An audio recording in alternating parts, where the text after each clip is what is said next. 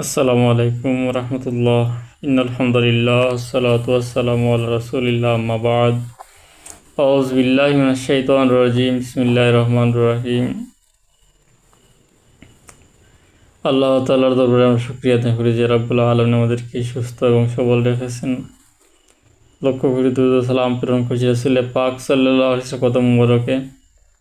সম্মানিত শ্রোতাবিন্দু, আজকের আলোচনার বিষয় হচ্ছে আল্লাহ তাআলার দরবারে বান্দার আমল কখন পৌঁছে, কোন দিন পৌঁছে।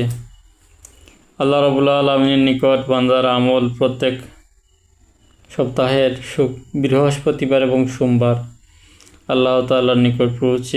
এই দিন আমাদেরকে বেশি বেশি ভালো আমল করার এবং আল্লাহ তাআলার কাছে মাফি চাওয়ার দিন।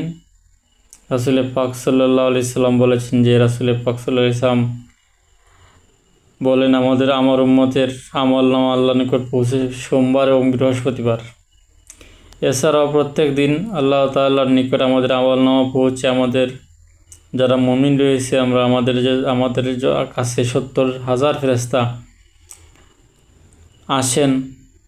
একদল আসেন ফজরের সময়, চলে যান আসরের সময়, তারা গিয়ে আসরের সময় আমল নামা আল্লাহর নিকট পেশ করেন। আর একদল আসেন আসরের সময়, আর একদল আসেন তারা ফজরের সময় গিয়ে আল্লাহ তাআলার নিকট আমাদের আমল নামা পেশ করেন।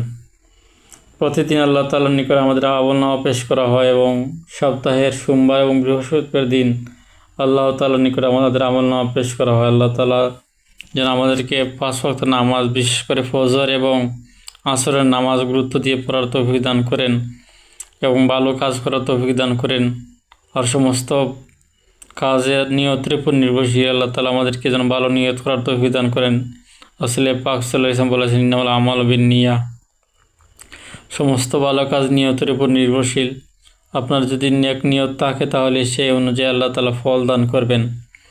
আল্লাহ তাআলা আরও বলেন যে তোমরা যদি অনুপরিমাণ ভালো কাজ করো তাহলে তার ফল তোমরা পাবে, এবং অনুপরিমাণ যদি খারাপ কাজ করো তার ফলও তোমাদেরকে দেওয়া হবে। আল্লাহ তাআলা আমাদেরকে বোঝার তৌফিক দান করুন। আমিন। ওয়া আখিরু দাওয়ানা আলহামদুলিল্লাহি রাব্বিল আলামিন।